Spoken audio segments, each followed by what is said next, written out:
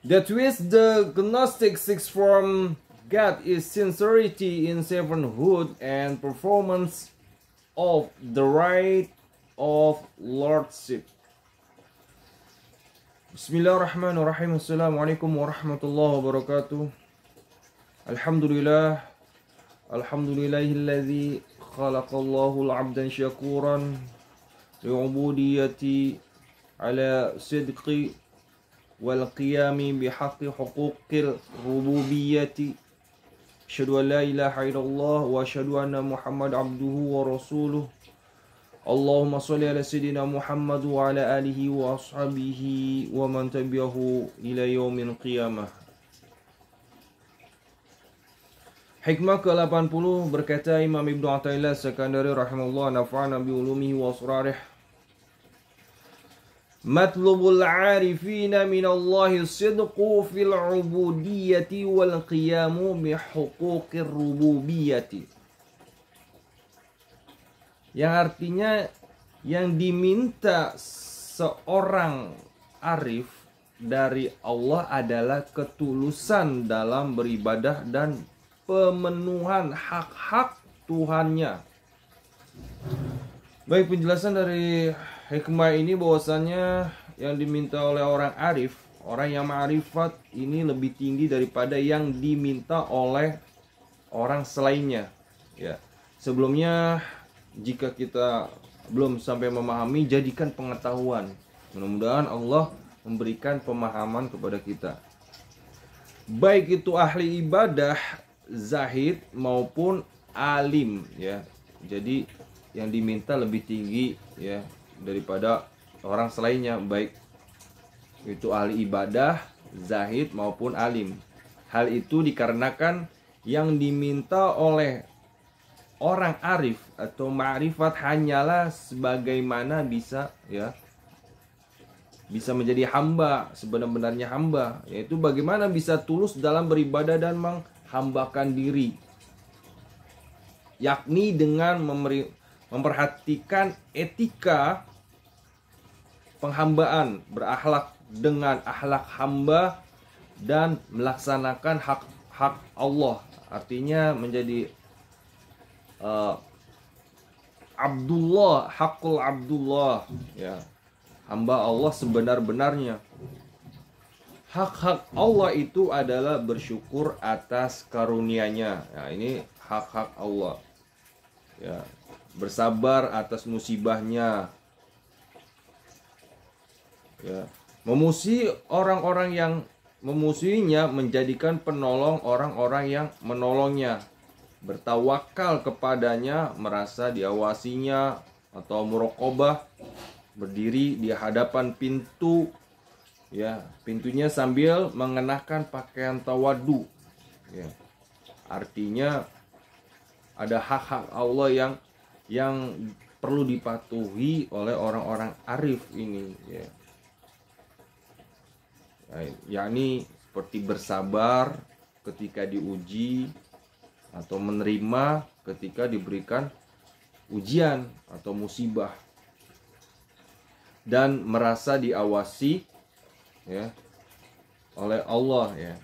Kalau kita hanya tahu merasa diawasi, tapi memang sebenarnya orang arif itu ada sebagian memang yang bisa melihat secara batiniah, yang sebagaimana kita melihat secara zahiriyah itu memang melihat diawasi dari segala aspek, baik itu dari makhluk atau manusia maupun hewan di sekitarnya, atau bahkan tumbuh-tumbuhan seperti itu. Inilah yang kita terima dari hikayah-hikayah, kisah-kisah atau penjelasan, ya, dari penjelasan ulama-ulama bagaimana beliau menerangkan tentang keadaan orang arif atau ma'rifat itu sendiri, ya. Berdiri di hadapan pintunya sambil mengenakan pakaian tawadu, artinya merasa dirinya memang sebenar-benar hamba dan tidak merasa adanya yang seperti kita rasakan, ya, Artinya memiliki sesuatu itu langsung dikembalikan kepada Allah. Nah, ini orang arif, ma'rifat, ya. Berpengetahuan pada hakikatnya dia memang merasa dirinya tidak berpengetahuan, ya. Berilmu, ya, merasa dirinya memang tidak berilmu, bukan merasa karena tawadu, ya, tapi memang karena dalam kesadaran dirinya dan menyaksikan dirinya sendiri bahwasanya memang bukan dialah yang merasakan, ya, dan bukan dialah yang memiliki keilmuan itu, ya, baik juga keilmuan ataupun ketika diamanahkan harta, tahta ataupun jabatan lain sebagainya. Artinya sudah menyadari dalam kesadaran diri, ya, secara bahasa simpel seperti itu, ya. Mengulurkan tangan kepada yang butuh, memegang tali harapan kepadanya, mengenakan serban ketakutan di hadapannya, serta sifat-sifat dan akhlak ubudiyah lainnya, ya. Jadi ada sifat-sifat akhlak ubudiyah, dan sifat akhlak ubudiyah memang ini terkadang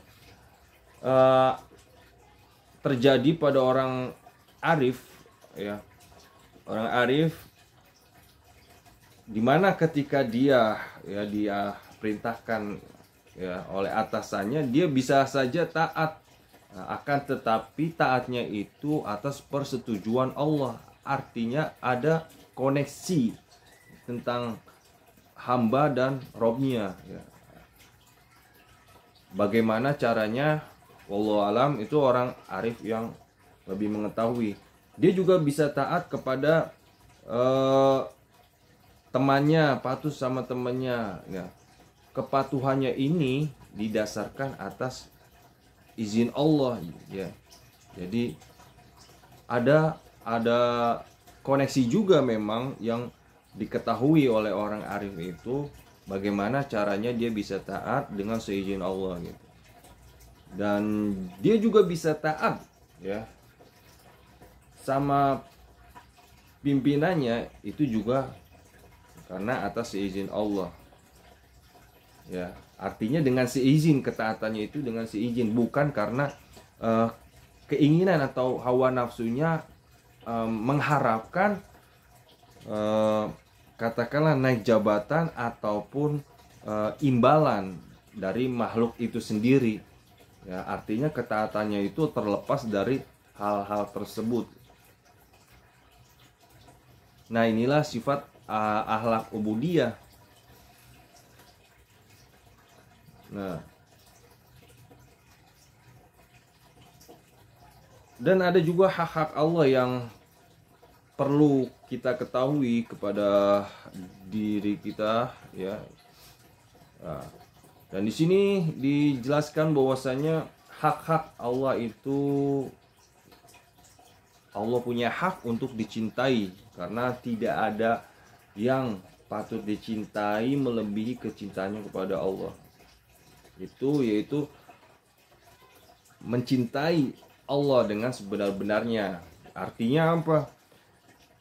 Mungkin kita, ya, tidak menyadari bahwasanya Allah sering mengingatkan kita melalui apa yang kita lihat, atau teman, atau mungkin di bangku sekolah, atau mungkin di kantor, atau di jalanan. Sesuatu yang terkadang membuat kita sadar akan kesalahan kita. Nah, inilah sebenarnya bentuk cintanya Allah, ya. Ya, mungkin kita diberikan kesehatan, itu kita tidak sadar bahwasanya itu adalah salah satu bentuk kecintaan Allah. Digunakannya kesehatannya itu untuk apa? Untuk beramal, katakanlah sifatnya sosial, ibadah, ataupun berdikari. Nah, ini salah satu bentuk kecintaan Allah, ya. Namun kenapa ada yang diberikan kesehatan namun tidak bisa mengimplementasikannya dalam hal yang baik? Nah, Allah tetap akan menggambarkan pada sesuatu itu, ya. Katakanlah kesehatannya itu dijadikannya hura-hura, dijadikannya foya-foya, dijadikannya glamor. Allah akan menghadirkan seseorang ataupun orang lain di dalam sudut pandang ataupun apa yang dia lihat, atau mungkin dari tetangga, pembantu, dan lain sebagainya, tentang sesuatu kebaikan pada diri orang-orang tersebut. Nah, itulah salah satu bentuk kecintaan Allah. Luar biasa ya. Makanya Allah patut dicintai. Yang kedua, hak Allah itu manusia patut malu pada Allah karena memang Allah selalu mengintai ya. Seperti yang tadi dibahas ya, bahwasanya Allah itu mengintai, melihat ya, menyaksikan segala aktivitas perbuatannya ya di sekitar kita. Bahkan ini cerita gimana seseorang ketika diperlihatkan akan penyaksian bahwasanya Allah menyaksikannya, dia tidak bisa berkutik. Artinya dari segala sudut depan belakang dia melihat ya, bahkan orang lewat dia melihat, menyaksikan tentang penyaksian Allah menyaksikan. Kemudian dia nunduk melihat binatang kecil, ternyata binatang itu ya menyaksikan. Artinya dia menyaksikan bagaimana binatang itu mengintai dia ya. Sehingga bahkan ada manusia yang orang arif yang ketika pada dalam kesadaran dirinya dia menyaksikan tentang dirinya sendiri. Nah, inilah yang hak Allah yang artinya kita yang harus dimalui ya, maksudnya kita patut malu terhadap Allah atas segala sesuatu yang terkadang tidak kita sadari ya.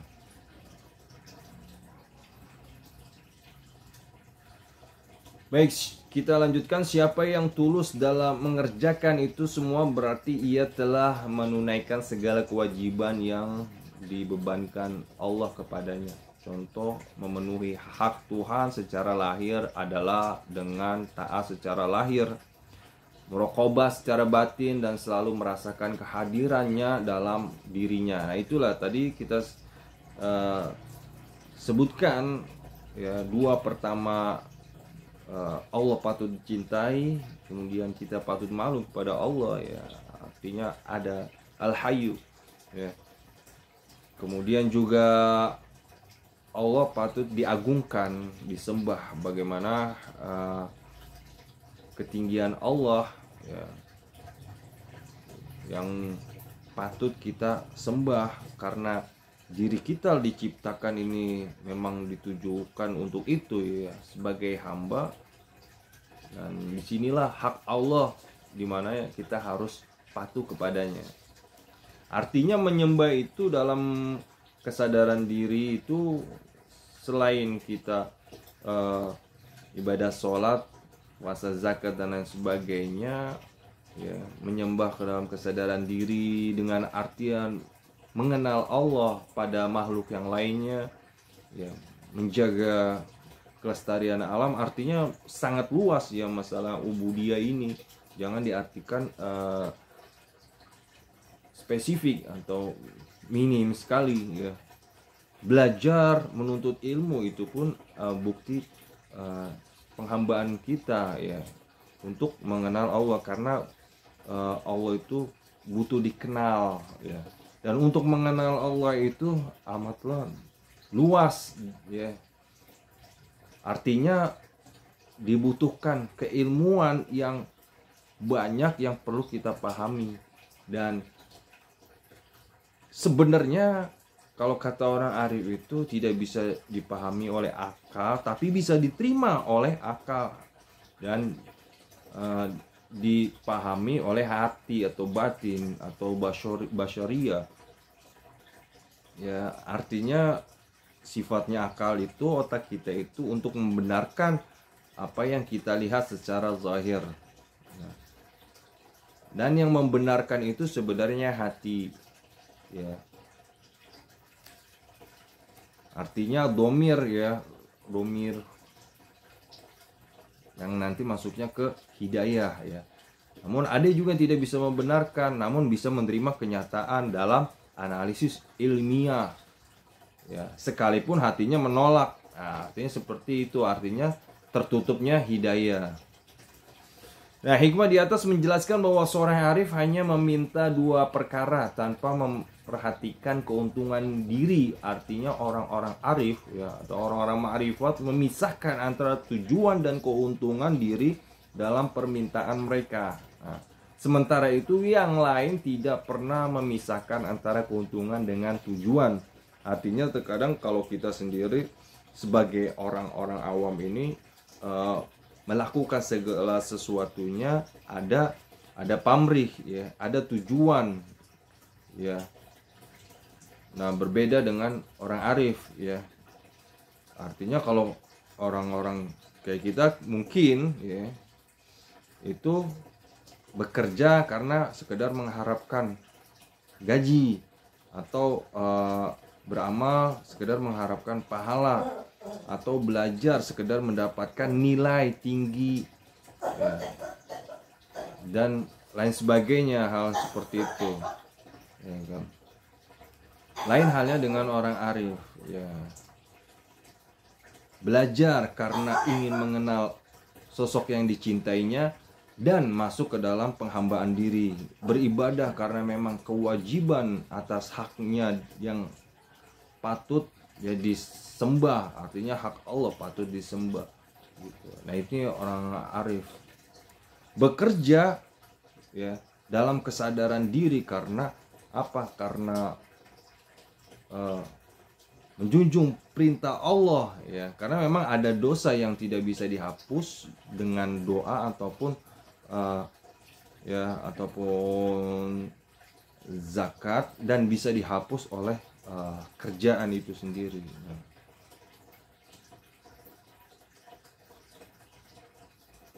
Artinya apa? Ada kejujuran dalam dirinya sendiri ya. Nah, inilah yang dituntut orang arif pada dirinya. Jadi oleh sebab itu permintaan orang arif atau ma'rifat lebih tinggi daripada permintaan selainnya. Abu Madian berkata, ada perbedaan antara orang yang tekadnya bidadari ya dan istana surga dengan orang-orang keinginannya tersingkap hijab dan hadir bersama Allah. Artinya sebagian orang yang beramal, beribadah, ada yang mengharapkan surga supaya dapat bidadari ya, atau mungkin ada yang mengharapkan agar dapat bidadari atau mengharapkan dapat pahala, istilahnya seperti itu. Berbeda dengan orang arif, orang yang ma'rifat ya, artinya beribadah karena bentuk penghambaan dirinya yang memang sebagai hamba dan punya kewajiban hak penuh tanpa adanya embel-embel atau harapan atau keinginan di luar dari itu.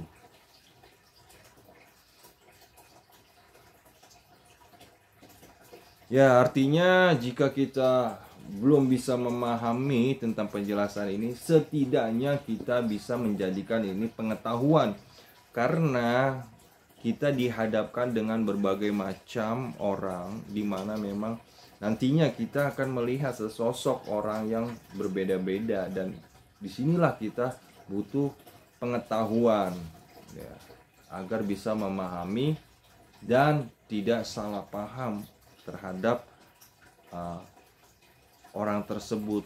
Bisa jadi orang tersebut orang yang diperintahkan Allah, atau bisa jadi orang tersebut yang dijadikan untuk kita sebagai pengingat atau pengoreksi diri, atau mungkin ya dijadikan orang tersebut supaya bisa belajar dengan kita. Artinya seperti itu setelah kita mendapatkan pengetahuan itu, dan mudah-mudahan kita bisa mendapatkan pemahaman tentang ini ya, artinya pemahaman secara zahir maupun batin, dengan artian maka kita akan bisa memahami dan syukur-syukur bisa menyaksikan langsung, musyahadah tentang hikmah ini ya. Baik, terima kasih. Mohon maaf jika ada kesalahan dan kekurangan dari penjelasan. Mudah-mudahan kita bisa sharing. Assalamualaikum warahmatullahi wabarakatuh.